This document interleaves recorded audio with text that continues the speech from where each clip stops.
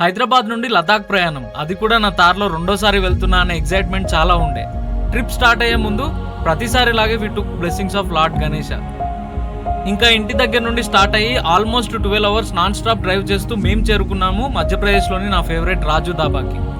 ఇక్కడే fresh up అయ్యి breakfast చేస్తూ ఈ నేచర్ మధ్యలో మేము ఒక్కరమే ఉన్నామన్న ఫీల్లో ఉండిపోయాం. ఈ లోపే లంచ్ టైం అయింది. అండ్ అన్ఎక్స్పెక్టెడ్ థింగ్ ఏంటంటే లాస్ట్ టైం కాశ్మీర్ రోడ్ ట్రిప్లో మేము ఏ స్కూల్ దగ్గర అయితే లంచ్ చేసామో అదే స్కూల్ దగ్గర కుకింగ్ చేసుకొని ఆ స్కూల్ టీచర్స్తో ఎన్నో విషయాలు మాట్లాడుకొని ఇంకా స్టార్ట్ అయ్యి ఎంటర్ అయ్యాము ఉత్తరప్రదేశ్ స్టేట్లోకి. అలా ప్రయాణిస్తూ మనం వచ్చేసాము యమునా ఎక్స్ప్రెస్ వే మీదకి. మేము కార్లో వెళ్తున్నామా లేదా రాకెట్లో పోతున్నామా అనే ఫీల్ అయితే వచ్చేసింది. ఈ లోపే హిమాలయాస్ కూడా స్టార్ట్ అయ్యాయి. హిమాచల్ ప్రదేశ్లోని కాసోల్కి రీచ్ అయిపోయాము. ఈ ప్లేస్ మనాలి కన్నా బ్యూటిఫుల్ అండ్ హిడెన్ జెమ్ అంతే. ఇదే ఎపిసోడ్ 1. ఈ ఫుల్ వీడియో మీరు నా జగదీష్ జానీ జర్నీ యూట్యూబ్ ఛానల్లో చూడొచ్చు. ఛానల్ లింక్ బయోలో ప్రొవైడ్ చేస్తాను. సబ్స్క్రైబ్ చేసుకొని సపోర్ట్ చేయండి.